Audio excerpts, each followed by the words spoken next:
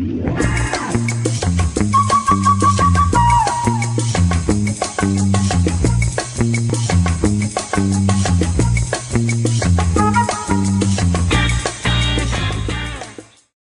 with your trade-in may be the most misunderstood part of getting a new car. A lot of folks out there will haggle with the dealer over a $50 price drop on their new ride, but will give away $1,000 on their trade-in. The fact is, you probably have a lot of money invested in your current set of wheels, which could be a huge down payment on your new car. Assuming that you don't own your car outright, the first trade-in issue is determining if you're upside down with your payments. What does being upside down mean? If you owe more on your car than it's worth, you're upside down. If Earl's car is worth $8,000 and he owes $12,000, he's upside down by $4,000. If Earl's upside down $4,000 on his current wheels and the car he wants is $20,000, he's adding an additional $4,000 to his new loan. That's a huge mistake. It'll make Earl even more upside down with his new car, leading to a never-ending downward spiral of debt. It makes way more sense for Earl to pay off his current loan first so that he's starting on level ground. Once you've determined whether you're upside down or not, you'll have two options: sell your car or trade it into the dealer. Selling it yourself is definitely a bit more work, but not nearly the hassle most people think. The whole process can take as little as a few hours of your time if you have a desirable car at a good price. If you don't price the car right, you could spend months listening to people say, "Too bad. It's not a manual." Is that really the number of miles it has? That doesn't seem right. So why put yourself through the hassle? One word: money. If you sell the car yourself, you may save $1,000 or more.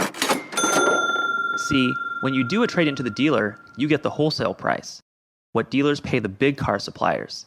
Sell it yourself, you're getting retail. Now, some people might say, "Oh, that's not fair. The dealer should give me more for my car." But think from the dealer's perspective for a second. When the dealers take your car, they get it checked out, fix obvious problems, clean it, advertise, and pay the sales guy a commission. And all of that costs money. So how much money are we talking? Well, to find the price difference between wholesale and retail, check out the listings on Black Book, Kelley Blue Book, and NADA for used car values. These sources are used by many dealers, banks, and car wholesalers. Whichever appraisal book you use, the key is to be totally honest as to the car's condition, options, and mileage. That will tell you about how much you'll save if you sell it yourself. And don't start believing the car is worth more than it really is. That just hurts you when it comes time to negotiate. If you sell the car yourself, you're going to have to clean and wax it. A $10 trip to the car wash is worth $100 easy. And don't overlook cleaning up the inside. You don't want any surprises when your customer checks out the back seat. Use the internet to post ads on sites like NewCars.com.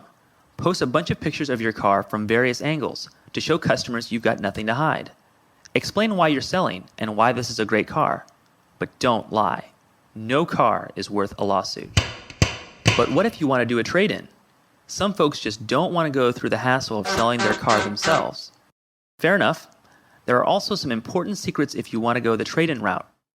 You will still need to get the car's Blue Book or Black Book value, the wholesale value. Otherwise, you won't have a leg to stand on when negotiating with the dealer. Yarr. Remember to take the car to the car wash. Make it shine. You will also get a better deal if the dealer sells that make. A BMW dealer just won't be interested in your old Volkswagen. But the real key to trading in your car is how you negotiate. Remember, these are totally different transactions.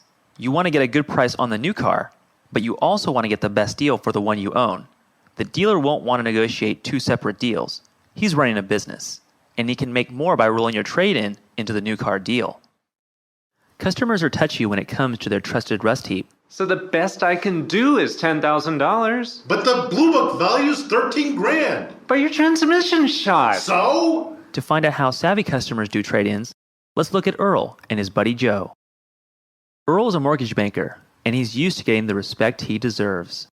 Earl gets himself a new Buick every 3 years and trades in the old one. Earl decided to call his buddy Joe. You know, Joe used to sell cars for a living. He knows the game. And when they went to the dealership, Joe told him, "Let's park in the mall and walk over to the dealership." And Joe explained to Earl that they weren't going to show their trade-in just yet, not even mention it. Remember, they're two different deals. And when the sales guy asked about a trade-in, Joe exclaims, Let's not talk about a trade-in. We're going to want to focus on the new car deal. and when the sales guy asked what monthly payments and loan terms Earl had in mind, Earl said, We're going to negotiate based on price, not monthly payments. because monthly payments are too confusing. And when they knew the new car price, the sales guy started talking about their trade-in as an allowance. And Joe said, Why don't we just figure out the dollar amount you're going to give us for the car, okay? Finally, Earl and Joe came in with realistic expectations and didn't expect to get top dollar on Earl's car. And the deal went smooth as a freshly waxed car from then on because Joe told the sales guy how they were going to play it out. Earl knew what his car was costing and exactly what he was getting from his trade-in. Joe and Earl didn't expect to get retail price for the trade-in, so the dealership made a little money too. So, the bottom line for trade-ins is, you'll always make more selling it yourself. Clean the car. Find out its value. Negotiate the price of the new car separately from the price of your trade-in. And remember, if you owe more on your car than it's worth, don't roll that upside-down loan into a new car loan. Pay it off.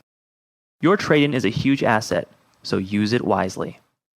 To find out more information on trading in your car, or for help finding the car of your dreams, go to NewCars.com and check out the trade-in page and other car buying tips in our How to Buy a New Car section.